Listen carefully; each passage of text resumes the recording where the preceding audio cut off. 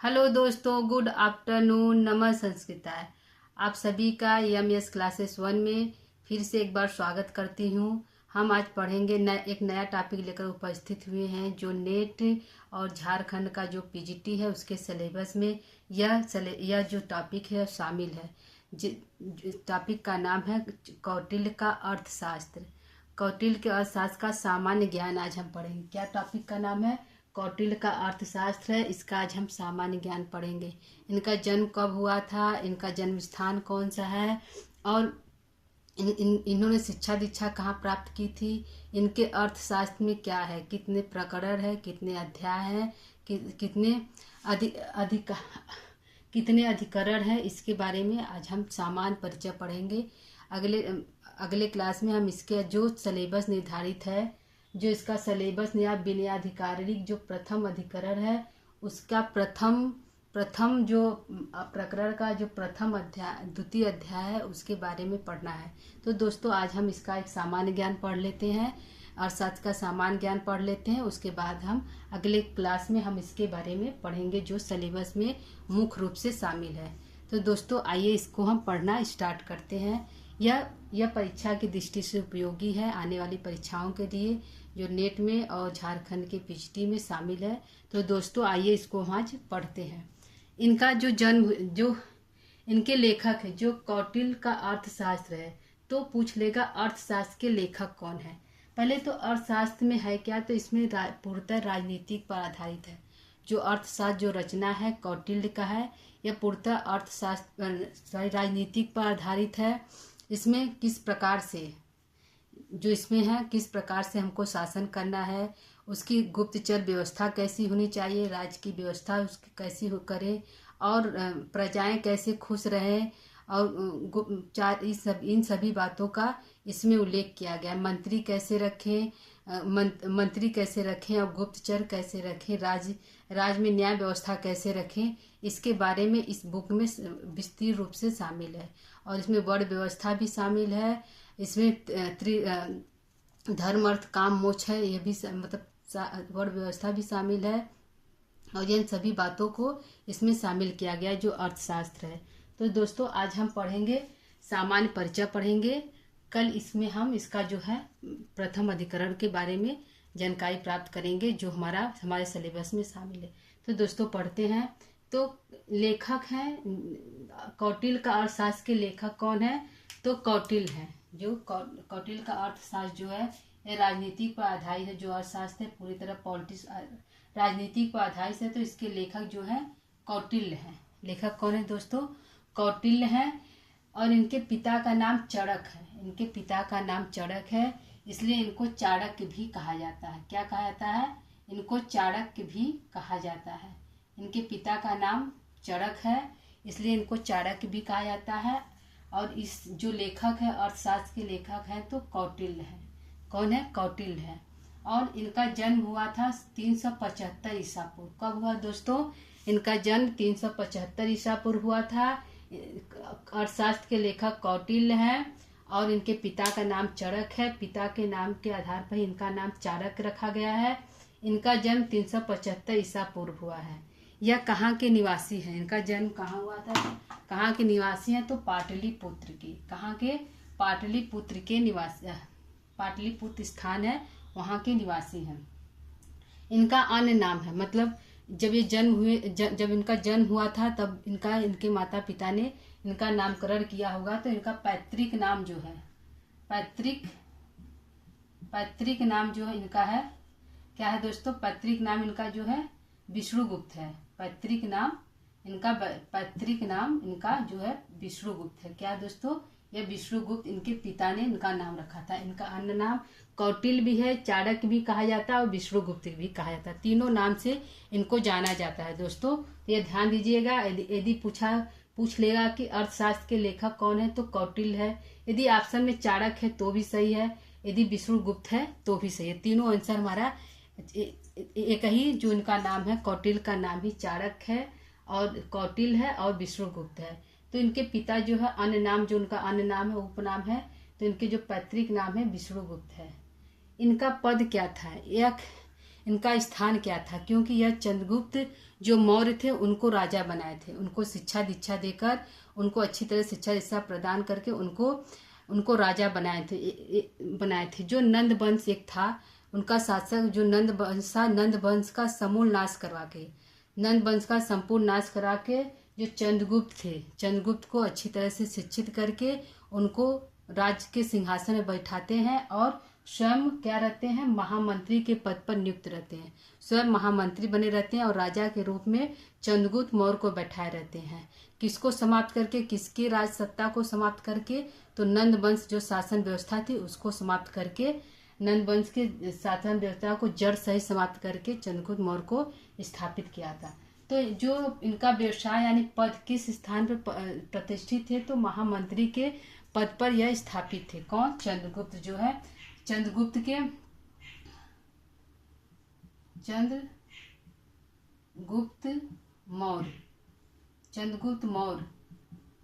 मौर्य के यह थे प्रधानमंत्री थे। कौन थे? यह जो कौटिल्य थे वो चंद्रगुप्त मौर्य के प्रधानमंत्री थे। इनकी रचनाएं दो हैं, एक अर्थशास्त्र है जिसमें राजनीति के बारे में बातें की गई है, राजनीति के बारे में लिखा गया है, और दूसरा है चाणक्य नीति, जो चाणक्य की नीति है, कैसे हमको चाणक्य अपनी बताते हैं कि शासन कैसे करना चाहिए, कार्यों को किस ढंग से करना चाहिए। जैसे इनकी चाणक्य नीति मतलब नीति की बातें की गई है इसमें, जो है नीति की, जैसे कि नीति शतकम है उसमें भर्तृहरि ने नीति की बातें कही गई है। तो जो चाणक्य नीति है इसमें भी चाणक्य ने नीति की बातें कही गई है, समाज में कैसे रहना है उसकी बातें की है चाणक्य नीति में। और अर्थशास्त्र में राजनीति की बातें की गई है। इसके अध्ययन कहाँ हुआ था? तक्षशिला में। इन्होंने जो चाणक्य थे इन्होंने शिक्षा दीक्षा कहाँ प्राप्त किया था? तो तक्षशिला में। कहाँ पे दोस्तों? तक्षशिला में जो विश्वविद्यालय था, पहले तक्षशिला विश्वविद्यालय था जो पाकिस्तान में था। कहाँ पे है दोस्तों? पाकिस्तान में था। तो वहाँ पे इन्होंने अध्ययन प्राप्त किया था और यहीं पर इन्होंने चंद्रगुप्त मौर्य को भी शिक्षा दीक्षा प्रदान किया। इन्होंने ही तक्षशिला में इन्होंने अध्यापन का तक्षशिला विश्वविद्यालय से किया जो वर्तमान में पाकिस्तान में है। और चंद्रगुप्त मौर्य को भी इन्होंने ही शिक्षा दीक्षा दी। इनके गुरु कौन है? चंद्रगुप्त मौर्य के गुरु कौन है? तो कौटिल्य है। तो दोस्तों आइए देखते हैं, एक बार फिर देखते हैं। लेखक जो है अर्थशास्त्र के लेखक कौटिल्य है। पिता का नाम चणक है, पिता के नाम पे इनका नाम चाणक्य पड़ा। इनका जन्म 375 ईसा पूर्व में हुआ। जन्म स्थान पाटलिपुत्र है। इनका अन्य नाम विष्णुगुप्त है, जो जिसको पिता आदि के द्वारा दिया गया है, पैतृक नाम विष्णुगुप्त है। यह किस पद पर स्थापित थे? तो महामंत्री के पद पर थे। चंद्रगुप्त मौर्य के शासन में महामंत्री थे और इनकी रचनाएं थी, दो रचनाएं, अर्थशास्त्र और चाणक्य नीति। और अध्ययन इन्होंने कहाँ प्राप्त किया? अपनी शिक्षा कहाँ प्राप्त की? तो तक्षशिला विश्वविद्यालय वहाँ पे प्राप्त की। अर्थशास्त्र आगे देखते हैं। अर्थशास्त्र ग्रंथ परिचय। अर्थशास्त्र ग्रंथ का परिचय देखते हैं दोस्तों। तो इसके लेखक जो है कौटिल्य हैं, क्योंकि यहाँ पे दो रचनाएं की थी, अर्थशास्त्र और चाणक्य नीति। तो अर्थशास्त्र के लेखक कौटिल्य है, चाणक्य नीति के भी कौटिल्य है दोस्तों। तो हमको यहाँ पे अर्थशास्त्र के बारे में पढ़ना है। तो हम देखेंगे अर्थशास्त्र के लेखक कौन है? कौटिल्य है। अर्थशास्त्र की रचना कब हुई थी? तो 300 ईसा पूर्व में। कब हुई थी दोस्तों? 300 ईसा पूर्व में इसकी रचना हुई थी। 300 ईसा पूर्व में रचना हुई थी, जो है अर्थशास्त्र की रचना 300 ईसा पूर्व में हुई थी। चाणक्य का जन्म 375 ईसा पूर्व में हुआ था और चाणक्य ने 300 ईस्वी पूर्व में अर्थशास्त्र की रचना कर दी। इसकी शैली, जो अर्थशास्त्र की जो शैली वह कैसी है? तो गद्य शैली, गद्यों में लिखा गया है, पद्य में नहीं लिखा गया है दोस्तों, गद्यों में लिखा गया है। गद्य प्रकरण है यह जो शैली है, इसमें गद्य सारे गद्यों में लिखा गया है। इसका जो विभाजन है, जो अर्थशास्त्र का विभाजन हुआ कैसे हुआ है? अर्थशास्त्र का विभाजन हमारे कैसे हुआ है? तो इसका अधिकरण में विभाजन हुआ है। कितने अधिकरण में विभाजन हुआ है? तो 15। अर्थशास्त्र का जो अधिकरण है 15 अधिकरण में विभाजन हुआ है। इसका 180 प्रकरण है और 150 इसका अध्याय है। इसमें जो है जो इनका अर्थशास्त्र जो है 15 अधिकरण में है। इसमें 180 प्रकरण है और 150 अध्याय है। 150 अध्यायों में यह विभक्त है। तो आइए आगे देखते हैं दोस्तों। अर्थशास्त्र के जो 15 अधिकरण है उसके नाम देखते हैं। यह परीक्षा दृष्टि से उपयोगी है। हमको तो पढ़ना है सिर्फ विनयाधिकारी प्रथम प्रकरण पढ़ना है, और इसमें प्रथम प्रकरण का द्वितीय अध्याय हमको पढ़ना है। इसमें 21 अध्याय है, लेकिन हमको पढ़ना है द्वितीय अध्याय, दूसरा अध्याय पढ़ना है जो परीक्षा में के सिलेबस में शामिल है। कौन शामिल है दोस्तों? परीक्षा के सिलेबस में जो शामिल है,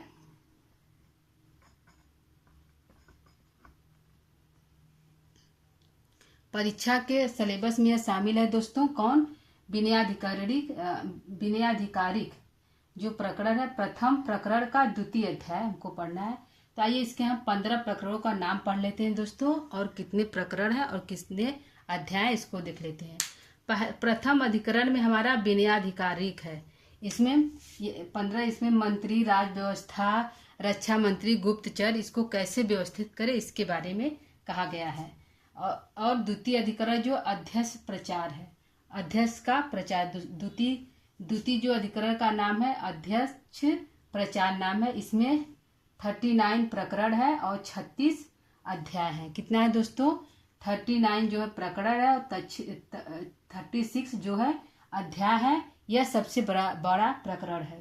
कौन सा है दोस्तों? यह द्वितीय अध्याय जो है सबसे बड़ा प्रकरण और अध्याय है। सबसे बड़ा प्रकरण यही है हमारा द्वितीय अधिकरण। आइए हम तृतीय देखते हैं। तृतीय अधिकरण हमारा धर्म स्थली है। क्या है दोस्तों?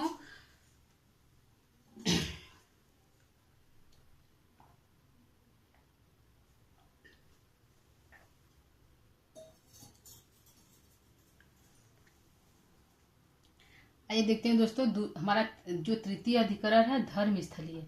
इसमें 20 प्रकरण है और 20 हमारा इसमें 20 प्रकरण है और 20 अध्याय हैं। 20 प्रकरण और 20 अध्याय हैं। चतुर्थ में कंटक शोधक है। चतुर्थ जो अधिकरण है उसका नाम है कंटक शोधक। इसमें 13 प्रकरण और 13 अध्याय हैं। पंचम में 5वीं में योग वृत्ति है, जिसका नाम योग वृत्ति है। इसमें 7 प्रकरण और 6 अध्याय हैं। सप्तम में जो षष्ठ है, 7वां में मंडन योनि है, जिसमें 2 प्रकरण 2 अध्याय हैं। सप्तम में सांग गुण है, जिसका नाम है, सप्तम अधिकरण का नाम सांग गुण है, जिसमें 29 प्रकरण है और 18 अध्याय हैं। अष्टम जो है व्यवसायाधिकारिक है, 8 प्रकरण और 5 अध्याय है। 9वां जो है अभियास कर्म है, इसमें 12 प्रकरण 7 अध्याय हैं। 10वां में सांग्रामिक है, 13 प्रकरण 6 अध्याय हैं। एकादश माने 11 में वृत्त संघ है, जिसमें 2 प्रकरण 1 अध्याय है। द्वादश 12वां जो है आवालियस है, 9 प्रकरण और 5 अध्याय है। त्रयोदश दुर्गलभोयाम है, 6 प्रकरण 5 अध्याय। चतुर्दश औपनिषदिक है, 3 प्रकरण 4 अध्याय है। चतुर्दश जो पंचदश है तंत्र युक्ति, इसमें 1 प्रकरण 1 अध्याय, या सबसे छोटा प्रकरण अध्याय। जो 15वां पंचदश जिसका नाम तंत्र युक्ति है, सबसे छोटा प्रकरण और अध्याय है। सबसे छोटा प्रकरण और अध्याय है। यह हमारा 15वां प्रकरण और अध्याय है। सबसे छोटा प्रकरण और अध्याय है। और सबसे बड़ा कौन सा? तो द्वितीय अध्याय। 15वां हमारा सबसे छोटा सबसे बड़ा है, और दूसरा अध्याय हमारा सबसे बड़ा है। सबसे बड़ा है। तो कुल प्रकरण हमारा कितना है? तो 180 है। कितना है दोस्तों? 180। टोटल प्रकरण हमारा कितना है? 180 है। और कितना अध्याय है? 150 अध्याय। कितने अध्याय है? तो ये पूछ लेगा दोस्तों परीक्षा की दृष्टि से। बस ये इम्पोर्टेंट है कि अर्थशास्त्र को कितने अधिकरणों में बांटा गया है। तो हमारा आंसर होगा 15 अधिकरणों में बांटा गया है। कितने अधिकरणों में बांटा गया है दोस्तों? 15 अधिकरणों में बांटा गया है। और पूछ लेगा कि 15 अधिकरणों में अर्थशास्त्र के कुल प्रकरण की संख्या कितनी है? अर्थशास्त्र के कुल प्रकरण की संख्या 180 है। कितना है दोस्तों? 180 है। और पूछ लिया कुल अध्याय क्या है? अर्थशास्त्र में कुल अध्याय क्या है? 15 अधिकरण में कुल अध्यायों की संख्या कितना है? तो 150 है, 150 है। कितना है दोस्तों? 150 है हमारा अध्याय है, और प्रकरणों की संख्या 180 है। और हमारा चौथा क्वेश्चन है कि पूछ लेगा कि जो अर्थशास्त्र का जो सबसे बड़ा अधिकरण कौन सा है? तो द्वितीय अध्याय अधिकरण है। सबसे बड़ा अधिकरण हमारा द्वितीय अधिकरण है, जिसका नाम है अध्यक्ष प्रचार। क्या नाम है? अध्यक्ष प्रचार, जिसका नाम है अध्यक्ष प्रचार नाम है। द्वितीय अधिकरण है, सबसे बड़ा है। क्या है दोस्तों? सबसे बड़ा है।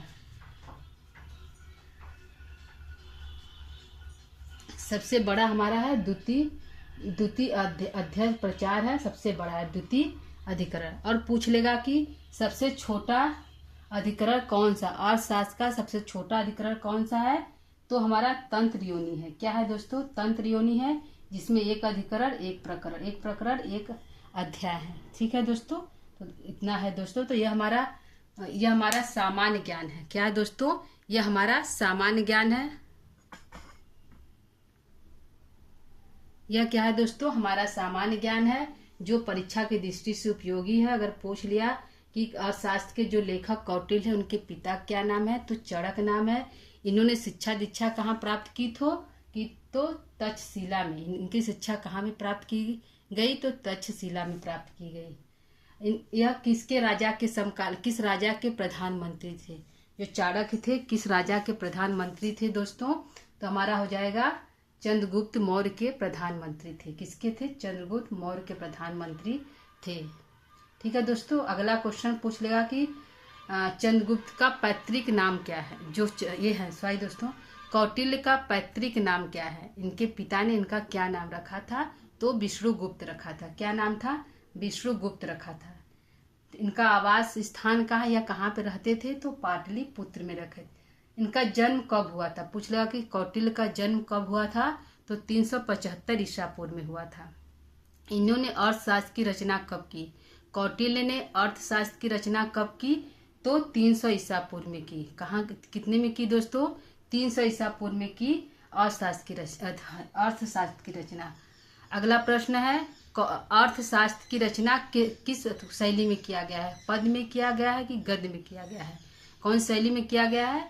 तो यह गद्य शैली में किया गया है। जो है अर्थशास्त्र की रचना पूर्णतः गद्य शैली में किया गया है। यह अर्थशास्त्र की रचना किस में हुई है? अधिकरण में हुआ है कि सर्गों में हुआ है? किस में हुआ? तो जो अर्थशास्त्र की रचना है अधिकरणों में हुआ है। किस में हुआ है? अधिकरण में हुआ है। ठीक है। कुल अर्थशास्त्र में कितने अधिकरण है? तो 15 अधिकरणों में विभक्त है। और कितने प्रकरण है अर्थशास्त्र में? कितने प्रकरण कुल है? तो प्रकरणों की संख्या कितनी है? तो 180 है। अध्यायों की संख्या कितनी है? तो 150 है। ठीक है दोस्तों, तो ये हमारा सामान्य ज्ञान है दोस्तों। उम्मीद करती हूँ कि आपको यह पसंद आएगा। आप इसको एक बार देखिएगा, पढ़िएगा। यह उपयोगी है परीक्षा की दृष्टि से, इसलिए इसको हम आप लोग के लिए लाए हैं। तो इसको दोस्तों आप लोग ध्यान से देख लीजिएगा। यदि आपको यह पसंद आए तो दोस्तों कमेंट जरूर करिएगा कि हमारा प्रयास आप लोगों को अच्छा लग रहा है कि नहीं लग रहा है। ठीक है दोस्तों, तो आज का क्लास हम यहीं पे समाप्त करते हैं। आगे का भाग हम हमारे सिलेबस में निश्चित रूप से सम्मिलित है, उसको लेकर आएंगे। यह सामान्य ज्ञान है, एक दो प्रश्न इसमें से पूछ सकता है, तो दोस्तों इसको ध्यान से पढ़ लीजिएगा। अगला हम ये लेकर आएंगे विनयाधिकारी, जो हमारे सिलेबस में शामिल है। तो दोस्तों आज के लिए इतना ही। नमः संस्कृताय।